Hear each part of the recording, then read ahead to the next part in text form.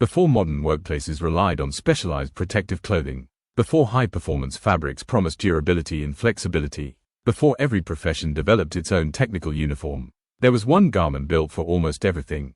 The coverall, simple, strong, reliable, not designed to attract attention, designed to endure it. For more than a century, general-purpose coveralls have quietly protected mechanics, engineers, painters, factory workers, farmers, electricians, technicians, and countless others. Rarely celebrated, almost never displayed in fashion museums, yet few garments have contributed more to everyday productivity. The coverall represents one of humanity's most practical clothing innovations. Its origins lie in the rapid industrial growth of the 19th century. Factories expanded, railroads connected nations, heavy machinery transformed manufacturing, physical labor increasingly exposed workers to grease, coal dust, metal filings, oil, paint, and harsh working conditions. Ordinary clothing simply wasn't built for such environments. Workers needed something different, something durable enough to absorb wear while protecting the garments underneath. Early workwear evolved gradually from simple aprons, jackets, and trousers. Eventually, designers recognized an important advantage. Combining upper and lower garments into a single piece eliminated exposed gaps around the waist. The result was the coverall, a one-piece garment offering greater protection, better mobility, and fewer opportunities for dirt or debris to reach everyday clothing. The concept proved remarkably successful. Its construction appears straightforward: long sleeves, full-length legs, a front closure using buttons or later, zippers, multiple reinforced seams, utility pockets positioned for easy access. Yet behind this simplicity lies careful engineering. Every seam must tolerate repeated movement. Every pocket must support weight. The garment must remain comfortable whether standing, kneeling, climbing, or crouching.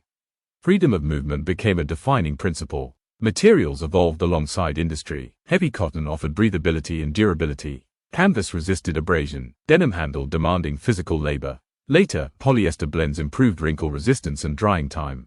Specialized versions introduced flame-resistant fibers, anti-static properties, and enhanced chemical resistance.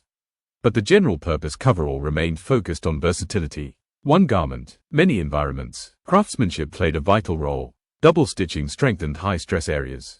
Bar tacks reinforced pocket corners. Heavy-duty zippers improved reliability. Elastic waist panels enhanced flexibility. Designers learned through experience. Every damaged seam revealed an opportunity for improvement. Every repair informed future construction. Psychology explains why uniforms like coveralls influence human behavior. When workers change into dedicated work clothing, they mentally separate one role from another.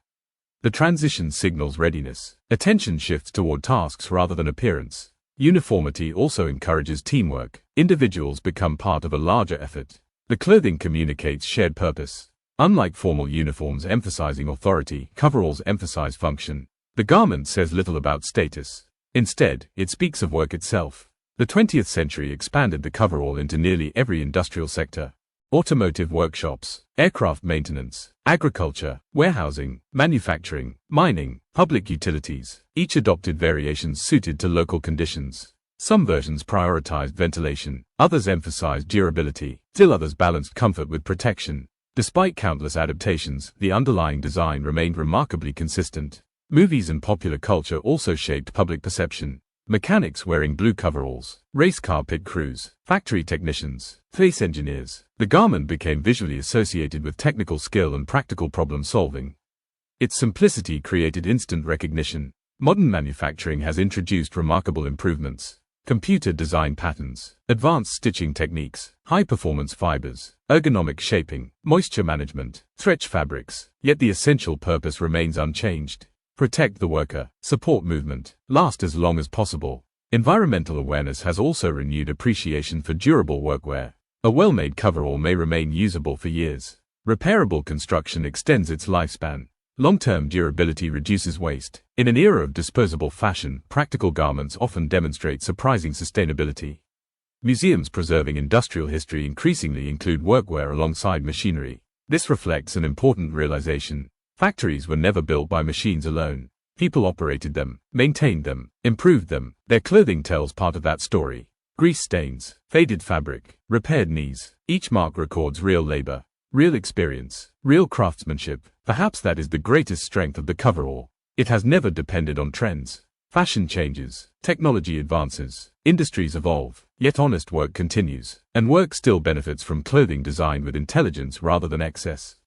Because beneath every reinforced seam, every weathered zipper, every carefully placed pocket, and every faded patch of canvas, lives the history of human effort. Of builders, repairers, inventors, mechanics, farmers, technicians, people whose names rarely appear in history books but whose work shaped the modern world.